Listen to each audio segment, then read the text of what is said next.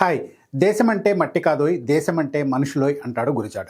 కానీ ఆ మనుషులే ఇప్పుడు ఇది తమ దేశం కాదనుకుంటున్నారు. ఒకరో ఇద్దరో కాదు, లక్షల మంది పురిటిగడ్డతో ఉన్న అనుబంధాన్ని తెంచేసుకుంటున్నారు. చదువు కోసమో ఉద్యోగం కోసమో దేశం దాటిన వాళ్ళు మళ్ళీ కొన్నేళ్లకు పరాయి వాళ్ళుగా మారిపోతున్నారు.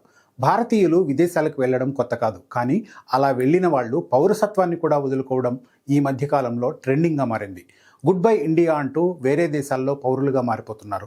ఎందుకు ఇలా జరుగుతోంది? Let's watch.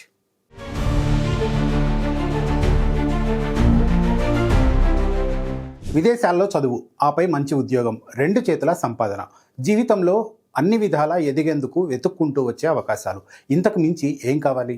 ఈ ఆలోచనలతోనే వేల మంది భారతీయులు ప్రతిరోజు విదేశాల బాట పడుతూ ఉంటారు. కొన్ని దశాబ్దాలుగా ఇలా విదేశాలకు వెళ్ళిన వాళ్ళలో ఎంతమంది తిరిగి స్వదేశం ముఖం చూశారు? పండక్కో పబ్బానికో ఇండియా తిరిగి రావడం కాదు, కొంతమంది అయితే భారతీయ పౌరులుగా విదేశాలకు వెళ్ళి చివరకు టూరిస్టు వీసాలపై తిరిగి వస్తున్నారు. అంటే వాళ్ళంతా భారతీయ పౌరసత్వాన్ని వదిలేసుకున్నారు. ఇలా గడిచిన 5 ఏళ్లలో 10 లక్షల మంది భారతీయులు స్వదేశానికి రామ్ రామ్ చెప్పేశారు. వివిధ దేశాల్లో శాశ్వత పౌరులుగా మారిపోయి ఇండియాతో ఉన్న బంధాన్ని శాశ్వతంగా తెంచేసుకున్నారు. 140 కోట్ల జనాభా ఉన్న మన దేశంలో 10 లక్షల మంది 5 ఏళ్ల కాలంలో పౌరసత్వాన్ని వదులుకోవడం చాలా చిన్న విషయంగా మీకు అనిపించవచ్చు. కానీ ఎందుకు ఇలా వెళ్ళిపోతున్నారన్న ప్రశ్న మాత్రం ఖచ్చితంగా వేసుకోవాలి. మెరుగైన జీవితం కోసం జరుగుతున్న మైగ్రేషన్గా దీనిని చూడాలా, లేక బలమైన కారణాలు ఇంకేవైనా ఉన్నాయా? ఇండియన్ సిటిజన్షిప్ వదులుకోవాలన్న నిర్ణయం ఈ 10 లక్షల మంది ఒక్క రోజులో తీసుకున్నది కాదు. వివిధ కారణాలతో విదేశాలకు వెళ్ళిన వాళ్ళు చివరకు అక్కడే శాశ్వతంగా ఉండిపోవాలని, పుట్టిన దేశం పౌరసత్వం కూడా తమకు ఇక అవసరం లేదు అని గట్టిగా నిర్ణయం తీసుకోవడానికి చాలా కారణాలే ప్రభావితం చేసి ఉంటాయి. విద్య కోసం వెళ్ళారు, ఉద్యోగాలు సంపాదించారు, పన్నులు కట్టారు, పిల్లలను అక్కడే చదివించారు, వాళ్ళ తర్వాత జనరేషన్ కూడా అక్కడే పుట్టి పెద్దవాళ్ళయ్యారు. ఇలా సంవత్సరాలు గడిచే కొద్దీ వాళ్లలో కలిగేది ఒకటే భావన: స్వదేశానికి తిరిగి దేనికోసం వెళ్ళాలి? బంధువులు పూర్వీకులు ఉండి ఉండొచ్చు, కానీ తమ జీవితం అంతా వేరే దేశంతో ముడిపడి ఉన్నప్పుడు ఇక భారత్తో పనేంటి? ఈ ఆలోచనే లక్షలాది మందిని భారత పౌరసత్వానికి దూరం చేస్తుంది. విదేశాల్లో వాళ్లకు దొరుకుతున్న మోస్ట్ కంఫర్ట్ లైఫ్ మన దేశంలో ఉండదా? కొంతకాలం ఉద్యోగం చేసి డబ్బు సంపాదించి తిరిగి భారత్కు వచ్చేయచ్చు కదా. కానీ అలా జరగడం లేదు. ఎందుకంటే మెరుగైన జీవితం అన్నదానికి విదేశాల్లోనే ఉండిపోవాలనుకుంటున్న వారి డెఫినిషన్ భిన్నంగా ఉంటుంది. గడిచిన కొన్ని దశాబ్దాలుగా మన దేశం కూడా అన్ని రంగాల్లో ఎంతో పురోగతి సాధించింది. అమెరికా, చైనా, రష్యాలకు ధీటుగా ఎదుగుతోంది. అయితే జీవన ప్రమాణాల విషయంలో ఆ అభివృద్ధి అన్ని స్థాయిలకు చేరడం లేదు. రిచ్, అల్ట్రా రిచ్ సంపాదనా పరులను మినహాయిస్తే మన దేశంలో మధ్యతరగతి వృత్తి నిపుణులకు వృద్ధి చాలాసార్లు కాగితాలకే పరిమితమవుతుంది. ఇదే సమయంలో విదేశాల్లో ఒక స్పష్టత ఉంటుంది.